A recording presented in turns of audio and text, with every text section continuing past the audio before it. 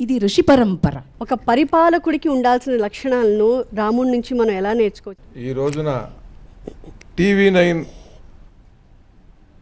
అయోధ్య మందిర నిర్మాణం సందర్భంగా ఇక్కడ ఏర్పాటు చేసినటువంటి ఈ సమావేశంలో పెద్దలందరూ కూడా చాలా అద్భుతమైనటువంటి విషయాలు వారి వారి శాస్త్రాలను అనుసరించి శిల్పాచార్యులుగా వారు, కరసేవకురాలుగా సత్యవాణి గారు, న్యాయమూర్తులు మా బాచంపల్లి వారు, అనంతలక్ష్మి గారు, ఇట్లా అందరూ కూడా ఎవరికి వారు ఆ రామాయణాన్ని ఎంత క్షుణ్ణంగా అధ్యయనం చేసి రామభక్తితో మనం ఎలా సాగాలి అని దాంట్లో ఉండే విశేషాలన్నీ చెప్పారు. నేను చాలా ఆశ్చర్యంగాను ఆనందంగాను వాటిని విన్నాను.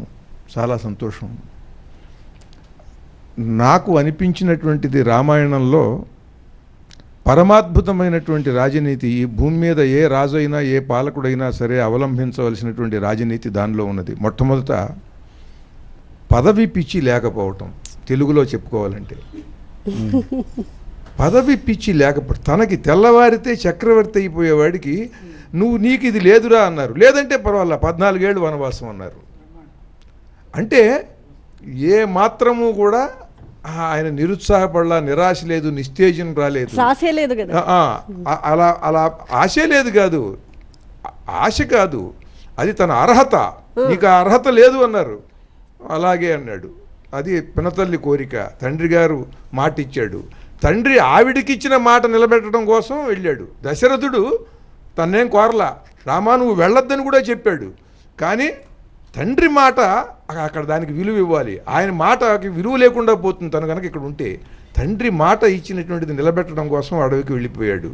అక్కడ ఇవాళ 2 లక్షల రూపాయల నెలకు వచ్చేటువంటి జీతంలో రెసిషన్ వచ్చి 1,25,000 1,10,000 వస్తుంది అని అంటే ఫ్యాన్కి ఊరేసుకు చచ్చిపోతున్నారు.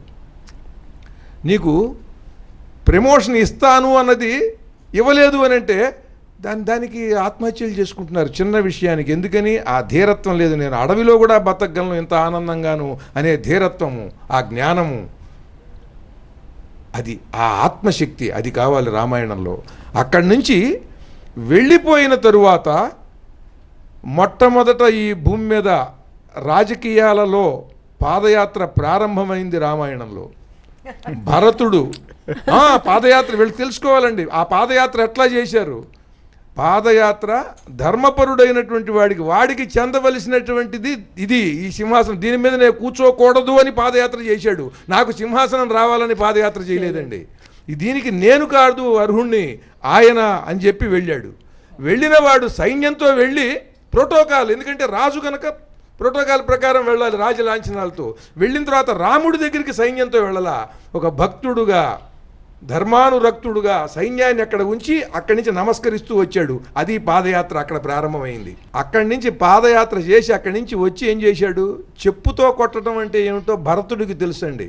తన మీద అపవాదులు వేసిన వాడికి చెప్పు దెబ్బ కొడతామని చూపిస్తున్నారు తీసి చెప్పులు కాదు, ధర్మపరుడైనటువంటి వాడి చెప్పులు నెత్తి మీద పెట్టుకుని వచ్చి వాటిని సింహాసనం మీద పెట్టి ఈ రామ పాదుకలు పరిపాలిస్తాయి, నేను కాదు అన్నాడు.